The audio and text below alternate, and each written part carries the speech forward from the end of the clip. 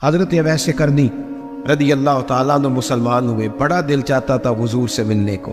आए भी 2 दफा, आपने बातें सुनी हुई। अम्मा बूढ़ी हो और माँ हुक्म दे दे कि नबी पाक के पास नहीं जाना, तो हजरत अवैस करनी, ये दाता गालिब बख्श अली अजमेरी ने लिखा है, ये इमाम शौरानी ने लिखा है, ये तमाम उन पे सीरत निगारों ने लिखा है। कहा बेटे मैं कमजोर हूँ, मुझे छोड़ के ना जाना, छोड़ के ना जाना। एक दिन बड़ी मिन्नत की, रो पड़े। अम्मा ने कहा बेटा जाना, लेकिन अगर हुजूर घर ना हुए तो तलाश ना करना, मैं फालज ज़दा औरत हूँ, उठ के चल नहीं सकती। हजरत अवैस कहते मैंने दरवाजे पे दस्तक दी। ये इमाम शौरानी के जुमले। सैयदा आयशा सिद्दीका अंदर से बोली कौन है दरवाजे पे? बड़ी आजजी, बड़ी दरवेशी। कहने लगी अम्मा जी एक फ़कीर हूँ, यमन का रहने वाला हूँ, एक फ़कीर हूँ, एक दरवेश हूँ, यमन से आया हूँ, महबूब से मिलना है। कहा वो तो घर में हुजरे में तशरीफ़ फरमा नहीं है, बाहर देख लो, मस्जिद में या किसी जगह तलाश कर लो। हज़रत अवैस करनी की आंखों में आंसू आए। कहने लगे वो आए तो बता देना कि एक कर्न से फ़कीर आया था। इमाम शौरानी के जुमले हैं। हज़रत आयशा कहती है मुझे बताना नहीं पड़ा, महबूब घर आए तो आते ही पूछने लगे आयशा कोई आया था? इल्मे गैब रसूल के मुनकर इस हकीकत को भूल जाते हैं। गैब माना कि राज है, लेकिन राज अपनों से कब छुपाते हैं। नबी करीम सल्लल्लाहु अलैहि वसल्लम कोई आया था?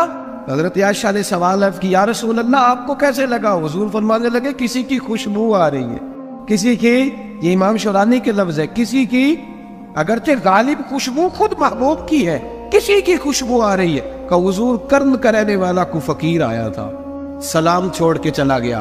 जनाब आयशा कहते हुजूर की आंखों में आंसू आए। मैंने कहा हुजूर वो गया क्यों? तो महबूब ने फरमाया उसकी माँ बूढ़ी है। महबूब अगर अम्मा के लिए कहते हैं चल, लेकिन ना ताबी बने, वो सियाबी नहीं बन सके, तो तबलीग करने कैसे चला जाता है बीमार माँ को छोड़ के? तो पीर साहब के डेरे पे कैसे पहुंच गया अम्मा को छोड़? तुझे किसने इजाजत दी कि माँ बाप बूढ़े थे और तू कहेगी मैं वहां जा रहा हूं, मैंने चिल्ले करने हैं, वजीफे पढ़ने? भाई जब हजरत वैसे करनी आला हजरत इमाम अहले सुन्नत रहमतुल्लाह अलैह, आपने लिखा है कि वो जो महबूब का फरमान है ना बुखारी मुस्लिम में, रिदा इल्ला फी रिदाइल वालिद, फरमाया जिसकी वालिद राजी उसका अल्लाह राजी। आला हजरत फरमाते हैं कुछ 100 वली, एक जगह पे फरमाते 1000 वली एक तरफ बैठ के कह देना कि या अल्लाह इस बंदे को बख्श दे, और अकेला वालिद कह देना या अल्लाह मेरा ना फरमाना, ना माफ करना। तो फरमाया अल्लाह उस 100 वली की नहीं मानता, वालिद की बात मानता। इसलिए कि हुजूर का फरमान आ गया बाप राजी होगा तो अल्लाह। तो मेरे भाई शरीयत एक हकीकत है, उस हकीकत को समझे। हजरत अवैस करनी की जिंदगी का एक पहलू ये, दूसरा पहलू ये जो है ना बड़ी लंबी चौड़ी दास्तानें, और बड़ा हमें शौक है तस्वीरों का, बड़ा शौक है। आप यकीन करें मेरी तरह के बहुत सारे लोगों के पोस्टर छपते हैं, बड़ी बड़ी तस्वीरें लगी हुई है चौकों में। इस्तकबाल सबसे अच्छा वो है जो क़यामत के दिन होगा। अगर उस इस्तकबाल देखें ना, यहाँ हमसे पहले लोगों के बड़े इस्तकबाल हुए, फिर बाद में क्या हुआ? चले गए वो लोग, मिट्टी दैते मिट्टी रह रही, एवी कादी बल्ले बल्ले, अज मिट्टी दे उत्ते बंदे आते कल मिट्टी दे थल्ले। हजरत वैसे करनी खैर ताबीन है, ताबीन में सबसे पहला नंबर है। आपकी सबसे बड़ी फजीलत यह है कि आप ना, ये हम ना बताते बड़ा है, गुजरते गुजरते बता देते हैं कि मैं तहज्जुद गुजार भी हूँ, गुजरते गुजरते बता देते हैं कि मस्जिद की जो टाइलें हैं ना वो मैंने लगवाए। बस कोई बंदा मिल जाए सही जिसको हम करामते सुना सके। मेरे जैसे मौलवी साहब भी बताते, कहते जब मेरे जैसे अच्छे लोगों की वही बताते हैं जब मैं मस्जिद में आया था तो 30 बच्चे थे, अब पूरे 80 है। वही बताते हैं 150 होती थी नमाजियों की। आप भाई छोड़ो, अगर बच्चे पढ़ाओगे तो अल्लाह राजी होगा। को बताने की बात है, वो जिक्र करने की बात, ये अल्लाह रसूल का राज है, इसका जिक्र नहीं किया जाता। ख्वाजा अवैस करनी रदी अल्लाह ताला अपने आप को छुपा के रखा सारी जिंदगी। अम्मा जब इंतकाल कर गई ना ख्वाजा वैसे करने की, वालिद पहले जा चुके थे, वालदा इंतकाल कर गई तो किसी एक जगह ठिकाना नहीं रखा हजरत वैसे करनी। क्यों भला? ये कई दफा जो नारे शारे होते हैं ये बड़ी खराबी कर जाते, असल काम रह जा।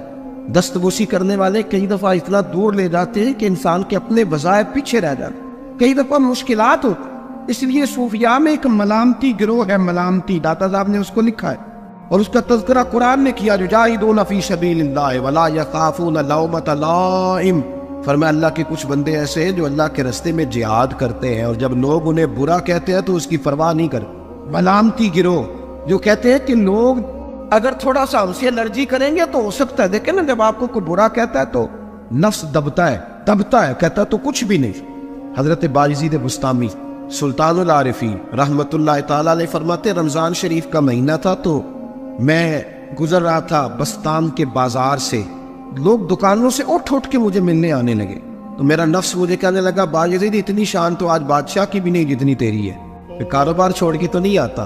कहते हैं उसी लम्हे वो जो मेरी रूहानी तरक्की थी वो रुक गई, मैं परेशान हो गया कि मैंने लोगों की तारीफों को बड़ा समझ लिया। कहते हैं खजूरें थी रेडी, पता रमजान में खजूरें बड़ी बिकती हैं।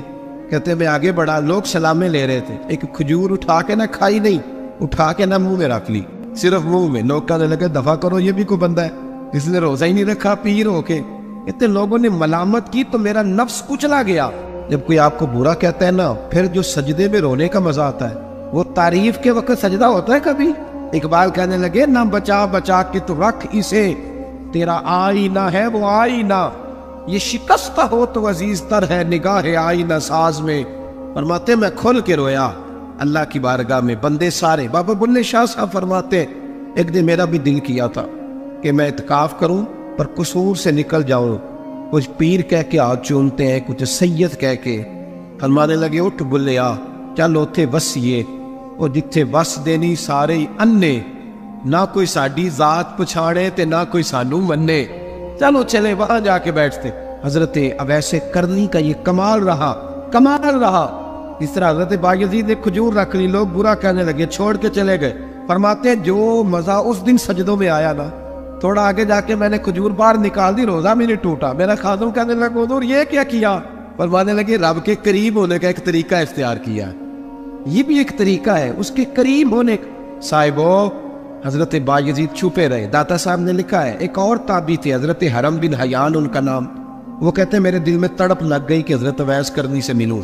मैं यमन आया मिलने। जब उनकी वालदा का इंतकाल हुआ तो एक जगह रहते नहीं थे, कभी यमन, कभी कूफे, कभी कहीं कभी कहीं। हजरत हरम बिन हयान कहते हैं मैं हजरत अवैस करनी को ढूंढते ढूंढते, कहते मैंने महीनों का सफर किया, तो उनको ढूंढते ढूंढते मैं पहले यमन गया।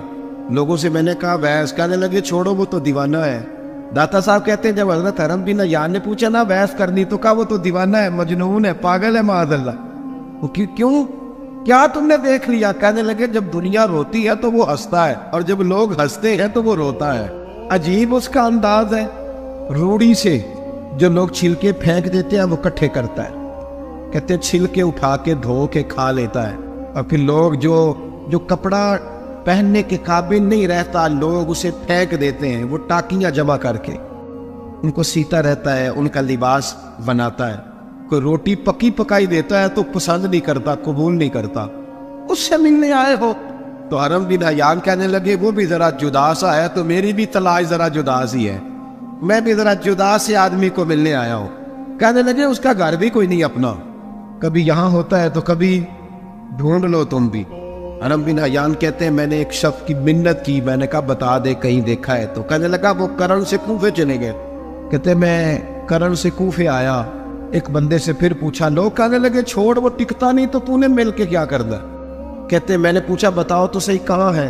तो कहने लगे वो तुम सुना है हज करने चले गए, अयाम हज है। कहते मैं हज पे चला गया, सारी दुनिया मिली पर अवैस करनी नहीं मिले। पूछा भाई किसी ने देखा है? तो एक शख्स कहने लगा मैंने देखा है, पर जितना मैं उसके पीछे दौड़ता था वो उतना आगे दौड़ता था। कहाँ गए? का मदीना शरीफ चले गए। कहते मैं मदीने आया तो मिले वहां भी कोई नहीं। मैंने कहा वैस अगर आपकी बेनियाजी सच्ची है, किसी से मिलना नहीं चाहते, तो मेरी भी तड़प बड़ी सच्ची है, मैं भी मिल के छोड़ूंगा। कहते ढूंढते ढूंढते मैं पहुंच गया फिर दोबारा कूफे के करीब नहर फुरात, जहां इमाम अली मकाम शहीद हुए। कहते जब मैं पहुंच गया तो वो सारी अलामतें, दाढ़ी उनकी कहीं कहीं थी, घनी नहीं थी, और उनके हाथों पर बस के निशान थे, वजूद पतला सा, कद लंबा। कहते वो जो मैंने सारी निशानियां सुनी थी वो मुझे नजर आ गई। वो नहर फुरात के किनारे वुजू कर रहे थे, जब वो वुजू से फारुग हुए तो चेहरा अभी पानी की तरफ था। मैंने कहा अस्सलाम वालेकुम, सलाम ली तो पता मुंह नहीं मेरी तरफ किया, चेहरा उधर ही रखा। कहने लगे वालेकुम सलाम या हरम बिन हयान, कुन फयकुन, ते कल दी गल ने यार तूने नहीं पीछा छोड़ा, पहुंच ही गए हो। कहते मैंने कहा हुजूर आप वैस आप कौन है, आप कौन है? तो कहने लगे मैं वही हूँ जिसे तू कई महीनों से तलाश कर रहा है। तो मैंने कहा हुजूर आप मेरा नाम कैसे जानते हैं? ये कशफुल माजूब पढ़ रहा हूँ दाता साहब, मेरा नाम कैसे जानते? तो हजरत अवैस करनी कहने लगे, आरिफ तू रूही मिर रूही का, मेरी रूह आपकी रूह की वाकिफ है। इमाम गजाली से किसी ने कहा तो हुजूर आप मुझसे कितना प्यार करते हैं? फरमाने लगे अपने दिल से पूछ ले तू कितना करता है, बस बराबर है, पूछ ले अपने दिल से तू मुझसे कितना करता है, मैं भी उतना ही करता हूँ। हजरत अवैस करनी की मुलाकात हुई तो कहा हुजूर मैं कहाँ चला और आप कहाँ दौड़े?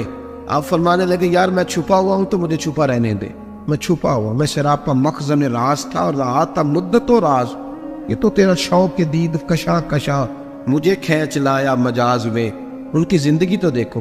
हजरत हरम बिन हयान कहते मैं चंद घड़ियां रुका तो मुझे कहने लगे जा यार तू कोई काम कर और मुझे भी अपना काम करने दे। तो मैंने कहा हुजूर आप क्या करेंगे? फरमाने लगे गुनाह बड़े लंबे हैं, जरा माफिया मांगूंगा अपने रब से, मैं उसकी बारगाह में इस्तिगफार करूंगा, मुझे जरा रेत पे सजदे करने दे, तू जा, मुझे शौक नहीं, तू चला जा। हजरत हरम बिन हयान कहते हैं मैंने कहा हुजूर मेरे लिए दुआ कर दे। तो जनाब अवैस करनी ने हाथ उठाए, कहने लगे या अल्लाह मेरी और इसकी मुलाकात जन्नत में करा देना। यानी ये भी कह दिया कि अब दुनिया में दोबारा मुलाकात नहीं होगी। कहते हैं मैं ये बोलने ही लगा था, कहने लगा था कि हुजूर यहाँ नहीं होगी, तो कहने लगे चुप कर, जब जन्नत की बात जो कर दी है। एक और बात, प्यार सिर्फ सामने रह के नहीं होता, बिन देखा प्यार भी बड़ा शानदार होता। तो मेरे महबूब ने इसको बयान किया। मेरे हबीब रहमत अलैहिस्सलाम फरमाने लगे अपने सहाबा से, तुमने मुझे देख के कलमा पढ़ा, तुम्हें एक मुबारक, और जो बिन देखे मेरे नाम पर जाने देते उन्हें 7 बार मुबारकबाद। हजरत ये बहस कर ओ यार देखिए ना, एक माने में हुजूर ने यह भी बयान किया, अबू दाऊद में मौजूद है। महबूब फरमाने लगे सहाबा से बताओ कामिल ईमान किसका है? या रसूलल्लाह नबियों का। फरमाया उन पर तो वही आती है, ये एक माने में है, वरना कामिल ईमान उन्हीं का है। फरमाया बताओ कामिल ईमान किसका? का या रसूलल्लाह सहाबा का, हमारा। नबी पाक ने फरमाया तुमने तो दरख्तों को सजदे करते देखा है, डूबे हुए सूरज को वापिस आते देखा है, चांद टूटते देखा है। का हुजूर फिर फरिश्तों का? फरमाया वो तो अल्लाह के अर्श के पास रहते हैं। का या रसूलल्लाह हमारी फिर बस हो गई, आप बता दें कामिल ईमान किसका है? तो महबूब ने फरमाया कामिल ईमान उनका है जिन्होंने मुझे देखा नहीं होगा, पर उनकी ख्वाहिश होगी अगर एक दफा जलवा नजर आए तो वो हर चीज कुर्बान करने को तैयार, उनकी ये ख्वाहिश होगी। हजरत वैसे करनी ने हमें बताया कि जो बिन देखा प्यार है ना, बिन देखा, जिसने देखा नहीं पर उसकी याद में तड़पता, देखा नहीं पर उसकी माला जपता। हजरत अबू ज़र गिफारी ने पूछा था, तरगीब ब तरहीब में हदीस है, या रसूल अल्लाह सल्लल्लाहु अलैहि वसल्लम कुछ लोगों से हम मोहब्बत करते हैं पर हम उनसे मिले नहीं, हमारे अमल भी उन जैसे नहीं, हुजूर इस मोहब्बत के इवज कुछ मिलेगा? तो महबूब ने फरमाया अल्लाह मोहब्बत करने वालों को जन्नत में जमा फरमा दे, लेकिन कभी कभी ना उन्हें एजाज देना पड़ता है।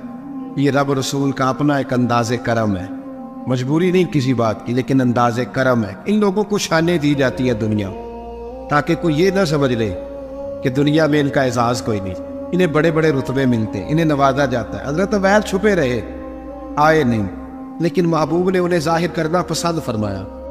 नबी पाक ने जाहिर करना, जीम जान दा कुछ वसा नहीं हूं, जान यार नू दे ते शाद हो जा, इससे दिल दे ऐन फसाद सारे, दिल दिलबर नू दे ते आजाद हो जा, जो रखे आबाद ते रो वसदा, ते जदों करे बर्बाद बर्बाद हो जा।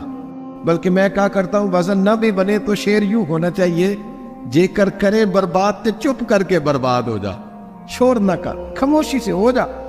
हुजूर ने जाहिर करना पसंद किया तो खुद नबी करीम अलैहिस्सलाम ने बुलाया। नबी रहमत सल्लल्लाहु ताला अलैहि वसल्लम ने मौला अली शेर खुदा और हजरत उमर फारूक, बंदे भी हुजूर ने वो चुने जो सरखील है दोनों, मौला अली फारूक आजम अमीरुल मोमिनीन, दोनों को बुलाया और बुला के फरमाया ये मेरा जुब्बा ले जाओ और मेरे बाद, मेरे विसाल के बाद वहां जाना, कर्न में तुम्हें अवैस मिलेगा, उसे मेरा जुब्बा देना। और देखो क्या खूबसूरती है लफ्जों में, ये बात उनकी शान को कहां से कहां ले गई। बाबू फरमाने लगे उसे कहना मेरी उम्मत की बख्शिश की दुआ करे। हजरत अलीउल मुर्तज़ा का रुतबा भी उनसे ज्यादा है, जनाब उमर का रुतबा भी, इसका मतलब है बड़ा भी छोटे से कभी कभी दुआ के लिए कह सकता है कि यार मेरे लिए दुआ कर देना। नबी करीम अलैहिस्सलाम ने जुब्बा दिया, जुब्बा दे के भेजा।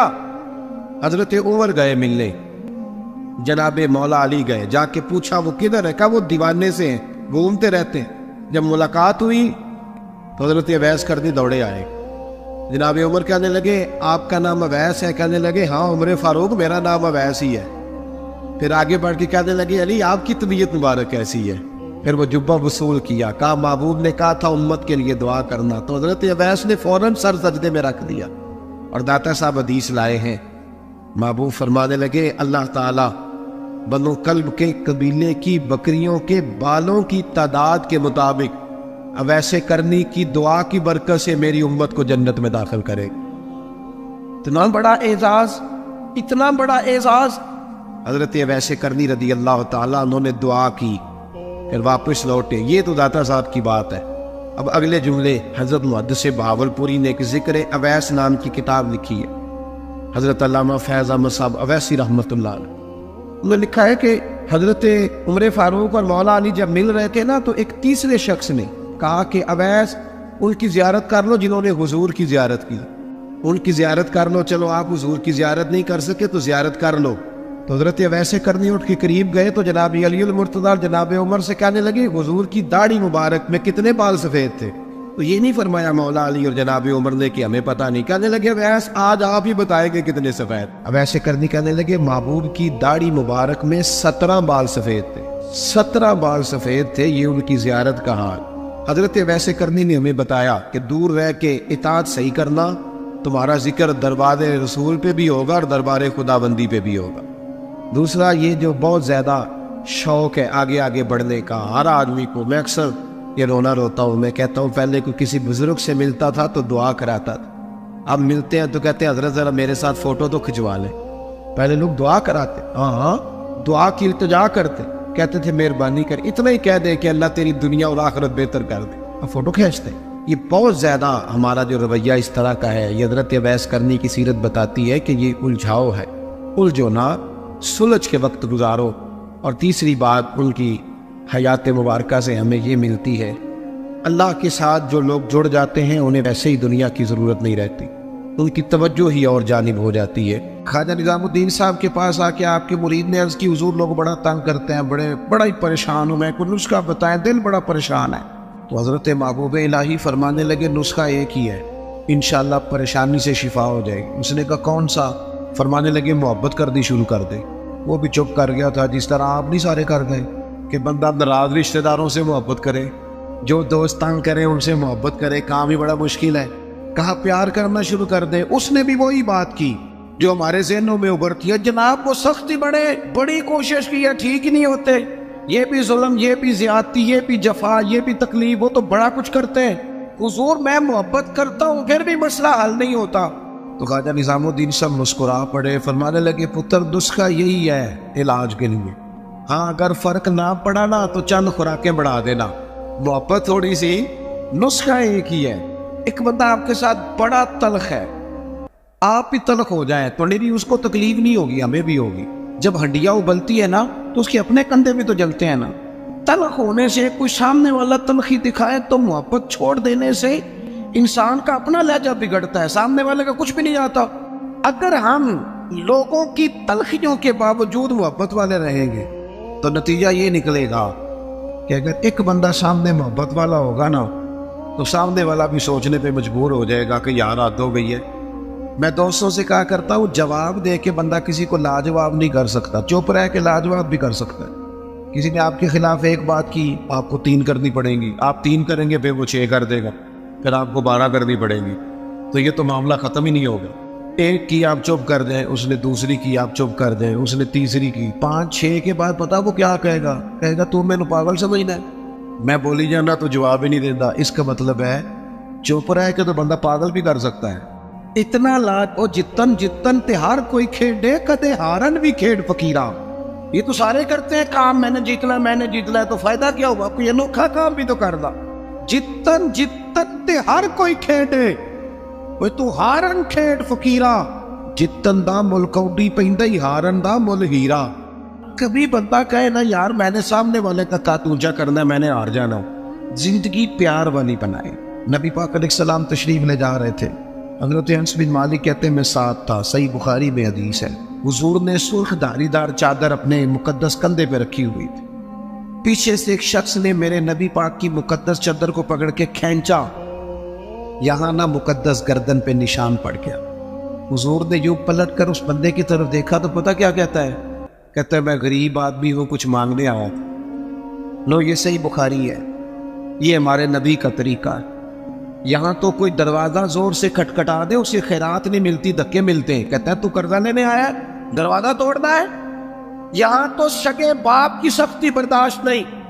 वालदा ने अगर कोई बात दबा के करती तो कहते मैं पाबंदियां कबूल नहीं करता।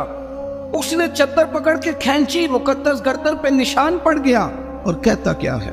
कहता है गरीब हो, कुछ मांगने आया हूँ। हजरत अनस बिन मालिक कहते हैं लोगों मैंने मंजर अपनी आंखों से देखा, जब उसने कहा ना मैं मांगने आया हूँ तो मेरे करीब रसूल ने मुस्कुराना शुरू कर दिया। ये कमाल है, ये करके देखो। अपना लहजा नहीं बदलना, सामने वाला कोई भी हो। ये कोई बात तो ना हुई कि सामने बंदा तलख था तो लिहाजा मैं भी तलख हो गया। नेकी होती है, तजारत नहीं होती।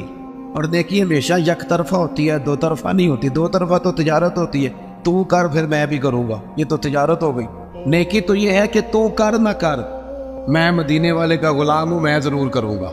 मुझे मेरे नबी का हुक्म है, मैं नेकियों को तजारत ना बनाए, वरना तो इंतजार करोगे कि सामने वाला करे तो मैं करूं। हुजूर मुस्कुराए और कुर्बान जाऊं। वो तो आया था ना मांगने कि दो चार चीजें मिल जाए तो बात बन जाएगी। अल्लाह के रसूल सल्लल्लाहु ताला अलैहि वसल्लम फरमाने लगे, दो पहाड़ियों के बीच जितनी बकरियां खड़ी हैं सारी इस फकीर को दे दो। अपने अंदाज में थोड़ी मोहब्बत लाए, अपने लहजे में थोड़ा सा ना प्यार लाए। हम प्यार करते हैं पर जहां मतलब होता है। गाहकों से प्यार बिल्कुल ठीक है, जिनसे लेन देन के मामला आता है उनसे नाराज हो गए आप लोग, गलत बात कर दी है। अल्लाह आपको सलामत रखे, मैं सही कह रहा हूं। जहां कोई मतलब है वहां मामला बिल्कुल ठीक है। वो यार ये प्यार नहीं, ये प्यार का दिखलावा है। इस तरह थक जाओगे। अगर लहजा ही प्यार वाला हो जाए ना, अंदाज ही प्यार वाला हो जाए तो फिर जिंदगी जरा हसीन हो जाती। फिर ना माँ को बेटे से बात करते डर नहीं लगता, फिर अहलिया उससे बात करते परेशान नहीं होती। वो खौफ नहीं खाती कि ये मुझसे गिलास टूट गया तो पता नहीं अब क्या बनेगा। फिर गरीब बहनें बात करती हैं तो जरा आसानी से कर लेती हैं। फिर कोई मोहल्लेदार गरीब बात कर लेता है, लेकिन अगर लहजा तल्ख हो, अंदाज सख्त हो, फिर खराबी होती है। एक चौथी बात भी है जिसकी वजह से हम मोहब्बत नहीं करते। हम ना अपना कोई ना कोई मनसब बना लेते हैं, फिर हम समझते हैं मेरी ये शान है। देखें, आलिम की इज्जत करना बड़ा ज़रूरी है, पर आलिम को ये तो नहीं ना कहा गया कि वो इल्म के तकब्बुर में मुब्तला हो जाए, कहे मैं जो कि बहुत बड़ा आलिम हूँ। उसको तो ये इजाज़त, मेरी बात की समझ आ रही है आपको? एक शख्स नेक है, हमें हुक्म है कि उसकी इज्जत करो, लेकिन अगर वो नेक आदमी कहना शुरू कर दे कि मैं जो कि वली अल्लाह हूँ, ये उसके लिए जायज़ है, उसे हक पहुँचता है। मैं आपको समझाने के लिए अर्ज कर रहा हूँ। हम ना अपना कोई ना कोई मनसब बना लिया सब ने, 2 4 5 बंदों पे हम हाकिम बन गए, लिहाजा हम कहते हैं इसके लिए इसकी ज़रूरत है, ये मेरी खिदमत करे। याद रखना, जो मुलाजिमों के हक में तल्ख हो जाता है वो आहिस्ता आहिस्ता सब के साथ ही तल्ख हो, उसे आदत डल जाती है ना रोब डालने की, सब के साथ तल्ख हो जाता है। जो जिसके साथ भी रवैया सख्त करता है वो उसकी तबीयत का हिस्सा बनता जाता है। अगर आपको अल्लाह ताला ने एजाज दिया है तो ये उसका फजल है। जिंदगी में जो रब ने हमें नेमतें दी हैं कभी गिन के देख ले, वो हमारी मेहनत नहीं, वो महज अल्लाह का फजल है। तो अगर महज अल्लाह का फजल है फिर हमें झुके हुए होना चाहिए था, बजाय इसके कि हम उस पर तबसरा करते। किसी बंदे के पास अगर कोई मुलाजम होता है ना, उसके पास अगर ड्राइवर रखने के पैसे होते हैं, तो आजकल माहौल ये बन गया कि नीरा ड्राइवर नहीं रखा होता, फिर ख्वाहिश होती है कि मेरी गाड़ी का दरवाज़ा भी यही बंद करे, ये उठे और मेरे सारे काम यही बंदा करे। तो मेरे अजीज़, इससे भी बंदा तल्ख होता है, मोहब्बत उसकी तबीयत से निकल जाती है, मौसम मोहब्बत बदल जाता है। आप अपनी ज़िंदगी में नरम रहें। सहाबा फरमाते हैं जब मस्जिद नबवी की तमीर हो रही थी ना, हम भी ईंटें उठा उठा के लाते थे, और हमने ये अजीब नज़ारा भी देखा कि नबियों के इमाम, रसूलों के इमाम, अल्लाह के महबूब मुतलक, जिनकी ज़ियारत के लिए फरिश्ते मुंतज़िर खड़े रहते हैं, हमने पलट के देखा कि वो महबूब भी ईंटें उठा उठा के ला रहे थे। कहते हैं जब खंदक खोद रहे थे ना, खंदक, तो वो महबूब जिनके पैरों पर अल्लाह पत्थरों को नरम कर देता है, जब हम खंदक खोद रहे थे ना, तो हमारे नबी पाक भी हमारे साथ मिल के काम कराते थे। अपनी ज़िंदगी में अल्लाह एजाज देता है, लेकिन अगर आप अपनों के साथ मिलजुल के रहते हैं तो मोहब्बतें फ़रोग पाती, प्यार बढ़ता है। हज़रत उमर बिन अब्दुल अज़ीज़ रहमतुल्लाह अलैह बादशाह थे, तो रात के वक्त एक खादिम आपको खिदमत के लिए दिया गया था।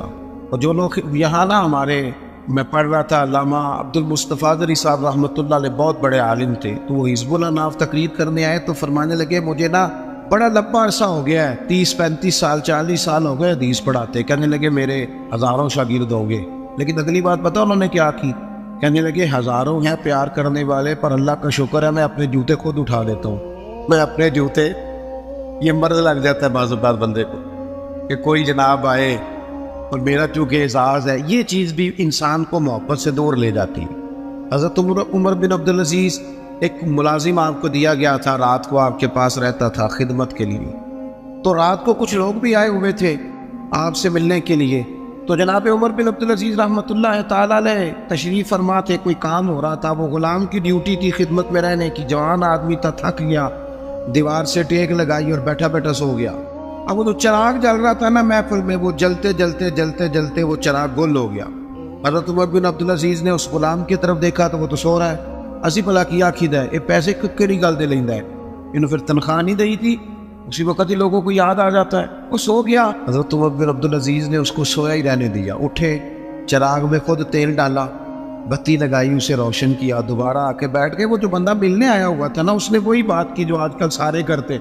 लगा हुजूर ये पैसे किस काम के लेता है, सो गया है, तनख्वाह किस काम की लेता है? हज़रत उमर बिन अब्दुल अज़ीज़ कहने लगे काम चोर भी नहीं, सुस्त भी नहीं, रोज ड्यूटी ठीक करता है। आज जरा बेचारे की आंख लग गई, को रात देर से सोया होगा या को थक गया होगा, कोई हर्ज नहीं, इंसान पर कभी कभी नींद गलबा भी कर लेते, ये गुंजाइश देनी चाहिए इंसानों। कहा सो गया कोई हर्ज नहीं। वो बंदा फिर कहने लगा नहीं नहीं आपको खुद उठ के जाना पड़ा है। वो बाज लोग तो बिल्कुल पसंद ही नहीं ना करते, वो जनाब आपको जाना पड़ा है। तो उमर बिन अब्दुल अज़ीज़ उसकी परेशानी को देख के हंस पड़े, फरमाने लगे तू परेशान ना हो, मैं जब उठ के गया था तब भी उमर बिन अब्दुल अज़ीज़ ही था, और चिराग जला के आया हूँ फिर भी उमर बिन अब्दुल अज़ीज़ ही हो। मेरे लहजे में कोई इसके लिए सख्ती आई कोई अर्ज नहीं। कभी अगर मियाँ साहब को घर में चाय खुद बनानी पड़ जाए ना, कोई अर्ज नहीं, किसी वक्त काम करना पड़ ही जाता है, घर वाले बीमार भी हो सकते हैं, किसी वक्त अगर उन्हें सिर्फ खाना डाल के लाना पड़ जाए तो कोई तकलीफ वाली बात। क्या ये बातें लोगों को सुनाने के लिए है कि नबी पाक अलैहिस्सलाम अपना काम खुद कर लिया करते थे, सारे काम अपने दस्ते मुबारक से कर लेते? मेरी बात पर तवज्जो है आप हज़रात की? तो अपनी जिंदगी के अंदर मोहब्बत लाएं, थोड़ा प्यार लाएं। और एक बात आखिर में और आपको समझानी है, मोहब्बत जब तब होगी जब हम न दूसरों के जज्बात का भी ख्याल रखेंगे। नींद क्या सिर्फ मुझे आती है, किसी और को नहीं आती? भूख क्या सिर्फ मुझे लगती है, किसी और को नहीं लगती? सफर करने के लिए रास्ता सिर्फ मुझी को चाहिए, मैंने मंजिल पे पहुंचना है, बाकी दुनिया ने नहीं जाना। जब हम सिर्फ अपने बारे में सोचते हैं ना, एहसास नहीं पैदा होता, फिर तल्ख हो जाते हैं। कभी भी किसी भी शख्स से मुलाकात करें तो अपने आप को उसकी जगह पे रख के देखेंगे, अगर यहाँ मैं होता तो फिर क्या होता? मुआशरे की इस्लाह होगी, मोहब्बत पैदा हो। आप गए हैं किसी जगह, हर बंदे को जल्दी होती है, हर बंदे को मैंने बाज़ दफातर में देखा है, काम करने वाला काम कर रहा है लेकिन बारी बारी है ना, लेकिन ढेर सारा प्रोटोकॉल है, सिफारशी टेलीफोन है, कोई इधर से आ जाता है, कोई इधर से आ जाता है। एक शख्स है, वो क्या करेगा? अगर हमारा थोड़ा सा एहसास वाला मिजाज हो ना, दूसरे हम ना एहसास से बिल्कुल आ रही है, हमें अपना काम चाहिए और फौरन चाहिए और फटाफट चाहिए। मैं एक जगह पे हाजिर था, तो उस घर में ना उनको उनके बच्चों को पढ़ाने के लिए टीचर आते थे। तो अपने बेटे से पूछने लगे, मेरे वो दोस्त कहने लगे अभी आए नहीं टीचर का? नहीं। कहने लगे पूछता हूँ इनसे ट्यूशन किस बात की लेते हैं? या आज मैं तीसरा दिन है नोट कर रहा हूँ कि 15 मिनट 20 मिनट आधा घंटा लेट आते। मैंने अपने उस दोस्त से गुजारिश की, मैंने कहा ये जो तू बात कर रहा है ये कि टीचर के मनसब के मुताबिक नहीं। वो आदमी जो सुबह स्कूल जाता है, फिर वो दोपहर में कहीं पढ़ाता है, आपने मुझे बताया ये चौथी पांचवी जगह आपके यहाँ आता है। आप कभी सोच सकते हैं कि वो लेट भी हो सकता है, उसकी गाड़ी भी खराब हो सकती है, लेकिन सारी जिंदगी सिर्फ अपने बारे में सोच सोच के बंदा सख्त हो जाता है। जब तक जज्बात एहसासात दूसरों के बारे, हुजूर नमाज पढ़ा रहे हैं, नमाज मुसलमानों सुनो और याद रखना, खुदारा याद रखना। अल्लाह करे आप मोबाइल कम चलाएं और मेरी बात ज्यादा सुने। नबी पाक अलैहिस्सलाम नमाज पढ़ा रहे, हुजूर फरमाते हैं मेरा दिल करता है लंबी नमाज पढ़ाओ, लेकिन फिर पीछे से किसी बच्चे के रोने की आवाज आती है। मैं सोचता हूँ इसकी माँ परेशान हो जाएगी। मैं बच्चे के रोने की आवाज़ की वजह से लोगों की तकलीफ को सामने रख के नमाज छोटी कर देता हूँ, नमाज मुख्तसर पढ़ाता हूँ। नमाज में भी या रसूल अल्लाह लोगों का ख्याल, नमाज में भी आपको दर्जनों हदीसें मिलेगी। और नौजवानों, माँ बाप का एहसास पैदा करो, बुढ़ापे के दर्द को महसूस करो, अपने मुल्क में वतन में एक दूसरे का एहसास पैदा करो, वरना तबीयतें तल्ख हो जाएंगी, मोहब्बत नहीं रहेगी, दुश्मनियां ही परवान चढ़ेंगी। आपको दर्जनों हदीसें मिलेंगी। हुजूर फरमाते हैं मेरा दिल करता है अपनी उम्मत पर तहज्जुद की नमाज जरूरी करार दे दो, लेकिन फरमाया तुम्हें तकलीफ होगी लिहाजा मैं ये काम नहीं करता। हुजूर फरमाते हैं मेरा दिल करता था हर वुजू के साथ मिसवाक जरूरी करार दूं, पर तुम्हें तकलीफ होगी लिहाजा मैं ये काम। हमें भी तो कोई एहसास कर लेना चाहिए। हमें भी एक सियाबी ने नमाज लंबी पढ़ाई थी, लोगों ने आके बताया तो हुजूर नाराज हो गए। फरमाया तू गेले जितनी मर्जी लंबी पढ़, लोगों को बेजार करता है, परेशान करता है, खबरदार लंबी नमाज पढ़ाई। एहसास पैदा करें। जब तबीयत में सिर्फ इंसान अपनी बात ही करता है ना, अपना ही एहसास करता है, फिर वो सख्त हो जाता है, फिर उसके अंदर मोहब्बत नहीं रहती, खुदगर्ज हो जाता है। खुदा मुझे ऐसी खुदाई ना दे कि अपने सिवा कुछ दिखाई ना दे। मैंने देखा है गाहक की कोशिश होती है दुकानदार को लूटने की, तो क्या ख्याल है फिर दुकानदार की कोशिश नहीं होती गाहक को लूटने। इसका नतीजा क्या है? अगर दोनों लूटने वाले खड़े हैं तो क्या कोई कह सकता है कि एक मुल्क के हैं, एक मजहब के हैं, एक नजरिए के हैं, एक इलाके के हैं? इस तरह कौमें पनपती हैं। हर आदमी का मिजाज हो कि मैंने किसी ना किसी तरीके से, वो कोई बंदा इसलिए भी तो दुनिया में आए ना कि मैंने नफा लेना नहीं नफा देना है। वो एक बुजुर्ग थे ना दिल्ली में, तो वो कोई खाने पीने की समझ ले नाश्ता बेचा करते, तो अक्सर लोग आते तो उन्हें खोटा सिक्का दे जाते। तो बाबा जी ना खोटा सिक्का, खोटे सिक्के का पता है कि नहीं? तो ऐसे ऐसे कर दे, ऐसे ऐसे कर दे, कुछ तो करे ना। खोटे सिक्के का पता है? वो घिस जाती थी। जो पुराने लोग जिन्होंने सिक्के देखे ना, ऊपर से घिस जाता था सारे नंबर शंबर, तो खोटा सिक्का वो चलता नहीं था। आप भी बुजुर्ग कह रहे हैं वो आप भी पूरी तरह फट जाए ना, बीच में से निकल जाए तो खोटा ही हो जाता है। चलो इसी को आप मिसाल समझ लें। खोटा सिक्का लोग जाते बाबा जी को देते, बाबा जी ना वो गौर करके देखते तो फिर चीज दे देते। वो आहिस्ता आहिस्ता बच्चों में बात मशहूर हो गई कि बाबे को पता नहीं चलता, लिहाजा खोटा सिक्का जिसने भी चलाना हो बाबे के पास चले जाओ। तो वो बाबा जी वो लोग ना खोटा सिक्का देने लगे, बात बनने लगी। काफी सारे दिन में खोटे सिक्के 4 5 6 आ ही जाते, चुप करके रख लेते। अल्लाह अकबर। एक दिन बाबा जी का बेटा खड़ा था दुकान पे, खोटे सिक्के वाला है तो उसने कहा चल लेगा दौड़ जा। बाबा जी कहने लगे चल पुत्र दे दो चीज को ये रखने। तो वो कहने लगा बाबा जी बहुत सारे लोग रोज आपको खोटे सिक्के दे जाते हैं। तो मानो लगे पुत्र तेरा क्या ख्याल है, मुझे पता नहीं, असी किसे दे कुछ नहीं लग दे ना कोई साडा दर्दी। कब आपको पता है? फरमाने लगे मुझे पता है खोटे दे जाते, पर मैं सोचता हूँ किसी और को भी तो इन्होंने फरेब देना है, चलो मेरा गुजारा होता है बाकी मुसलमान बच जाएं।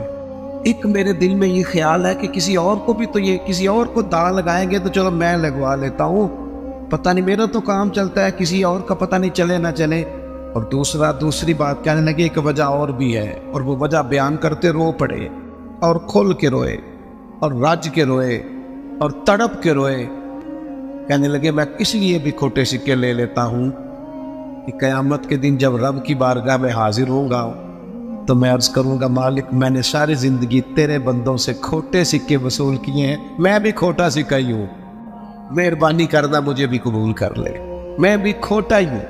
किसी का एहसास तो पैदा करें, लेकिन अगर तबीयत में एहसास ही नहीं, मिजाज में, फिर अंदर का मौसम ठीक नहीं, हम काश हमारा मिजाज खैर खाई का हो। मेरे नबी पाक ने फरमाया मेरा सारा दीन ही खैर खाई।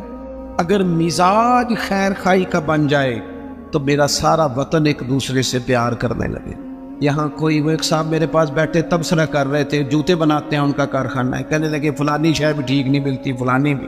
मैंने उनसे कहा आप तबसरे छोड़ें, आप जूता सही बनाया करें, आप अपना काम ठीक करके करें ताकि कम से कम जूता जल्दी ना टूटे, कौन का एक भला तो होना। हम अगर अपना काम ठीक करने लगे ना एहसास पैदा करके, तो मुल्क में बड़ी खैर आ जाए। लेकिन हम तब एहसास पैदा करें। हदीस पाक सुनाता हूँ, आप खुश हो जाएंगे, फिर इंशाल्लाह दुआ करते। सैयदा तैयबा ताहिरा हज़रत आयशा सिद्दीक़ा रज़ी अल्लाह तआला अन्हा फरमाती है, ये ज़रा एहसास वाली बात सुनना।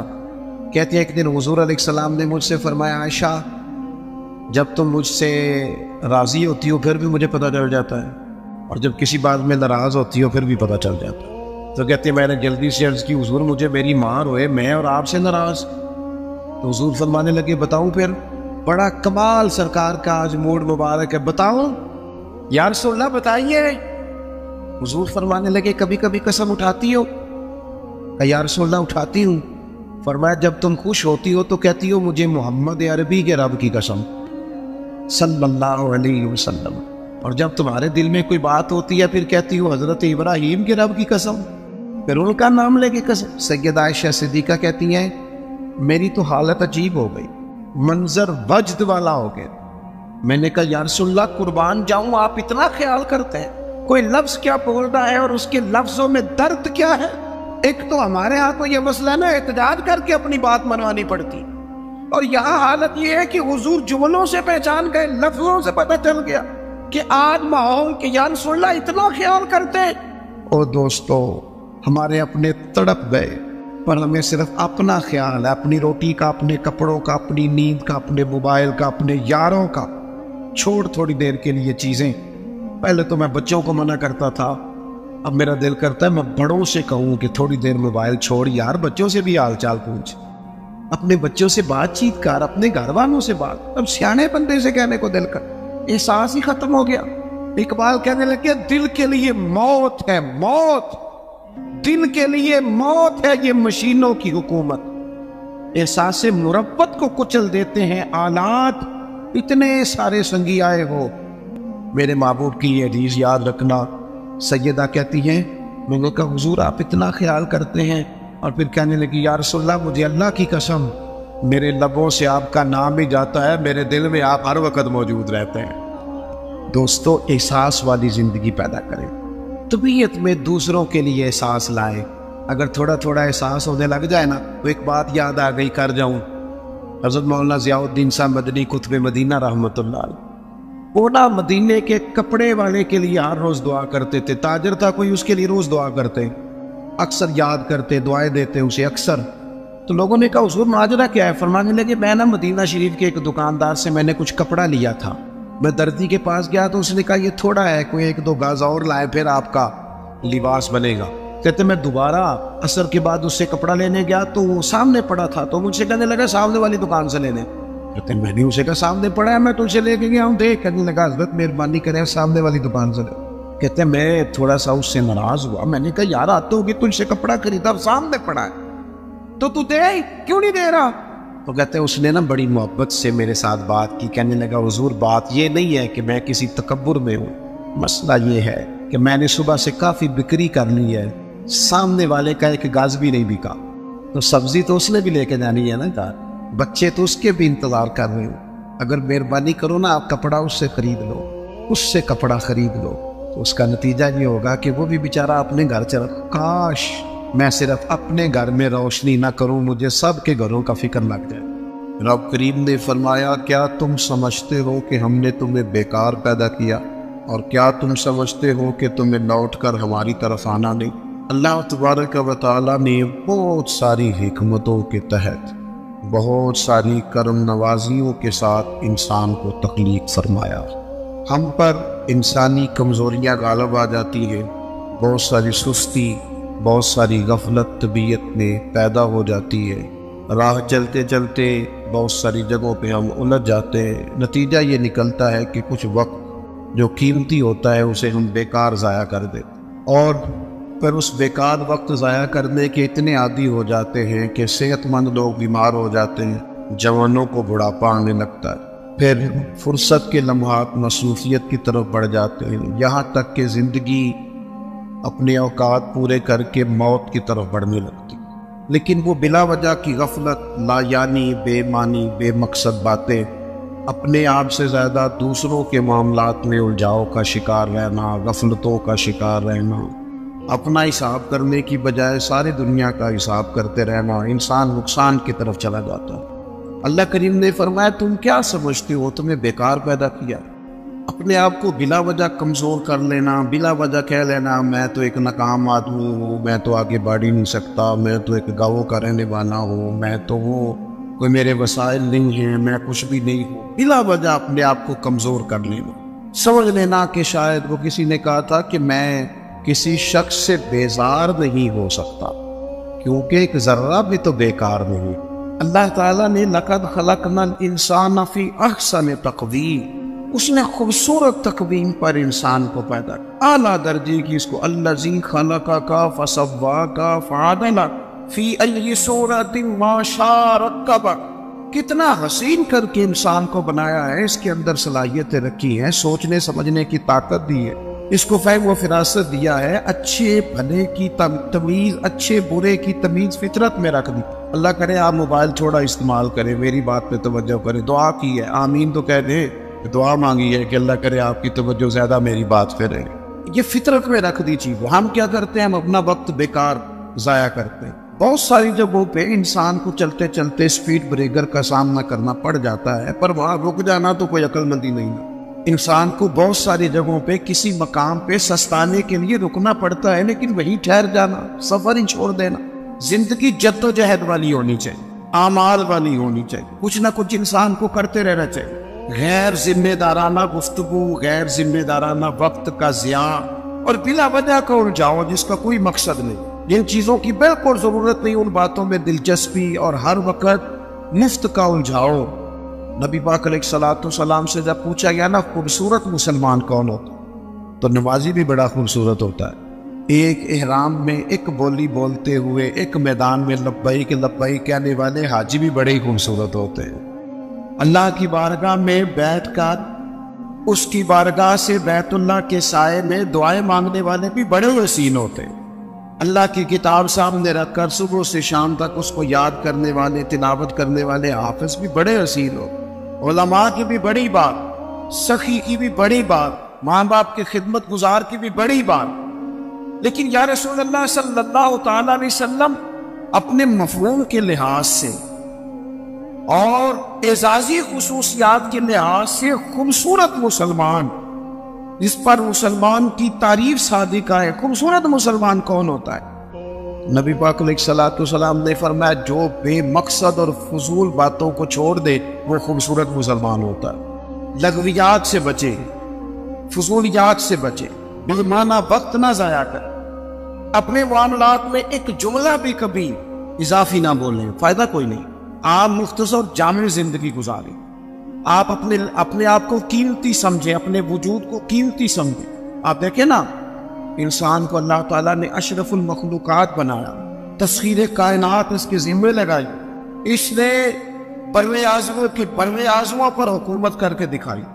इंसान कहाँ से उठा और फिर इसने हवाओं में उड़ना शुरू, इनकलाब आ गया। और फिर जब ये मुसलमान है, जब ये मोमिन है, फिर तो इसका कमाल ये है कि अभी नेकी करता नहीं, सिर्फ नेकी का इरादा ही करता है, अल्लाह अजर अता फरमा भी देता है। लेकिन जो सुबह से शाम तक नेकी का इरादा भी ना करने, जो प्रोग्राम ही ना बनाए, जो अच्छा गुमान भी कायम ना कर सके, जिसके तसव्वुरात बावजू ही ना हो, जो अपने ख्यालात के अंदर कुछ अकीदगी ना ला सके, उसने किया क्या? अपने मामलात पर तवज्जो दी जाए और अपने वक्त को ज़ाया करने से बचाया जाए, उमूर खैर में जद्दोजहद की जाए, कोशिश की जाए, अपने आप से कोई काम लिया गया। देखिए, हम चाहे ना चाहे, हम तैयार हो या ना हो, हमारी उम्र रोज बरोज बढ़ती है, हमारे काम रह गए तो रह गए, लेकिन दिन साल महीने रोज घटते हैं। हम चाहे ना चाहे, लेकिन वक्त रेत की तरह हमारे हाथों से गुजर जाता है। अच्छे भले तंदुरुस्त लोग होते हैं, फिर वो हल्की हल्की दर्दें जिस्म में शुरू होती हैं, कमजोरियां आने लगती हैं। जो काम हम घंटों बैठ के, मैं खुद कभी तौफीक होती थी तो कई सफ़ों की किताब है, तो बैठे हैं तो वो दिल किया है कि एक नशिस्त में पढ़ देंगे। अब ये है कि कुछ थकन महसूस होती, अब ये है कि कुछ कैफियत और तरह की होती है। वक्त के साथ साथ इंसान की कवा आज़ा उस तरह के थोड़ी रहते। उसको चाहिए कि जब उसको सेहत मिली हुई है, तंदुरुस्ती मिली हुई है, आफियत मिली हुई है, फुर्सत मिली हुई है, थोड़े वक्त में ज़्यादा काम करे। हमारे यहाँ ढेर सारा तबका है जो अपने आप से काम ही नहीं लेता। अपने आप इकबाल कहने लगे, अजब नहीं कि खुदा तक तेरी रसाई हो। एक ये अनोखा नहीं तो अल्लाह तक पहुंच जाए। रब अपने बंदों को अपनी मारिफत अता करता है, वो देता है वो रास्ता। कहने लगे अजब नहीं कि खुदा तक तेरी रसाई हो, पर तेरी नजर से तो पोशीदा है आदमी का मकाम। तो बंदे तक नहीं पहुंच सका। तो जो कहा मन नारफ नफ्स फकादारा पर रब्बा, तो पहले अपने आप को तो पहचान ना, अपने आप से कोई काम तो ले। अच्छा मैं देखता हूँ ऐसे छोटी छोटी दुनिया बना के ना, छोटी छोटी सियासत में सारा वक्त जाया, यानी अपनी तारीफें लोग करते रहते। शुक्र है अल्लाह का जी इतनी देर हो गई फलाना काम कर रहा हूँ, शुक्र है जी मैंने ये भी कर दिया, बड़ा कहो भाई तू रहने देना, ये किसी और को कहने दे। तू काम कर, तू जद्दोजहद कर, तू हिम्मत कर, तू आगे बढ़, तू साल ना गिनवा तेरे गुजर गए। ये जमाना बाद में गिनता रहेगा, ये लोग बाद में हिसाब करते रहेंगे कि आला हज़रत बरेलवी ने 1000 किताब लिखी, उम्र कितनी थी, पढ़ने में कितना वक्त गुजरा, लोगों ने निकाल लिया कि हर रोज 3 घंटे तो उनके लिखने के बनते।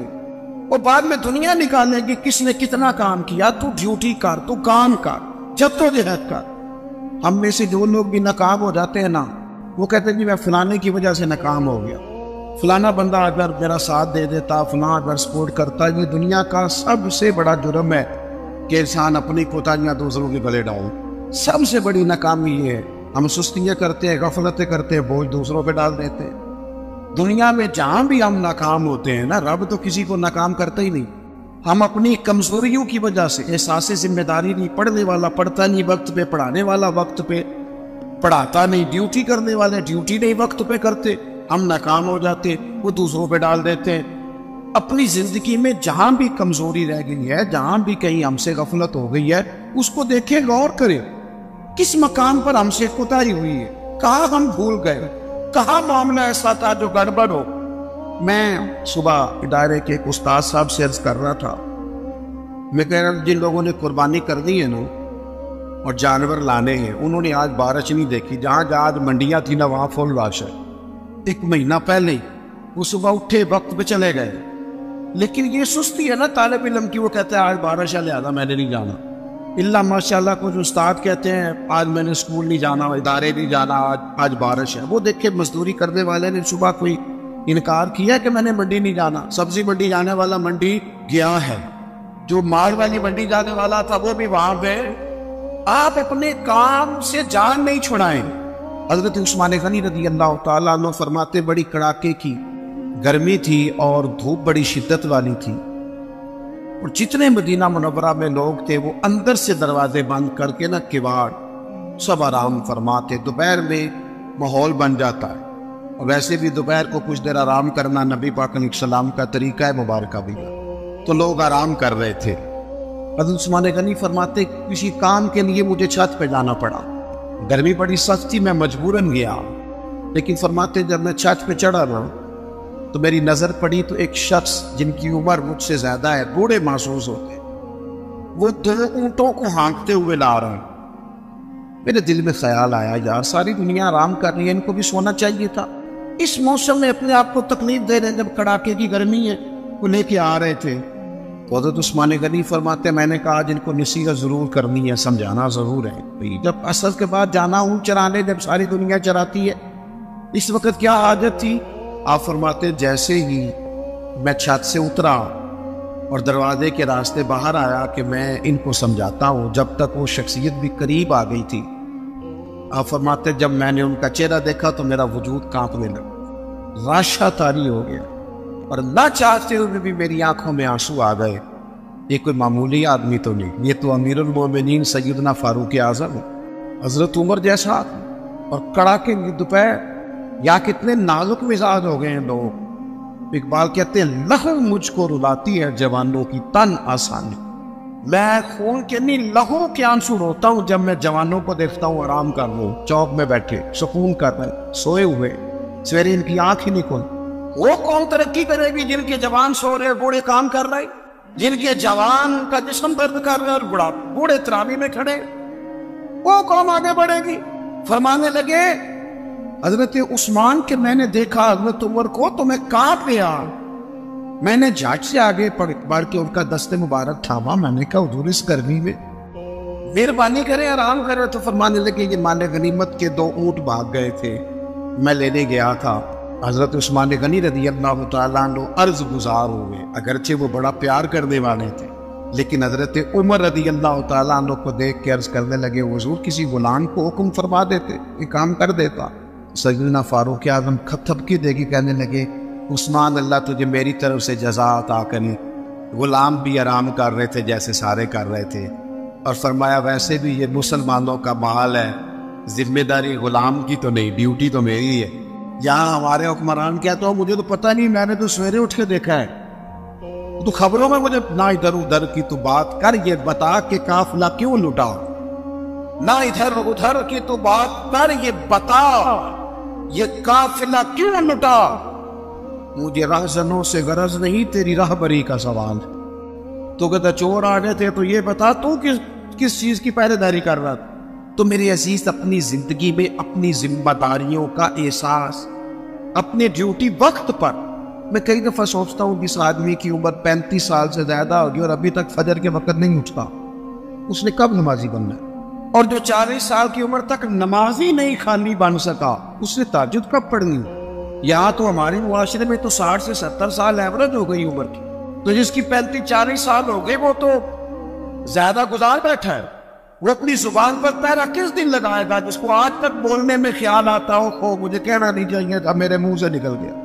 अपनी जुबान पर, अपनी आंखों पर, अपने लफ्जों पर जो आदमी कंट्रोल नहीं कर सका, वो किस दिन जाके ठीक होगा।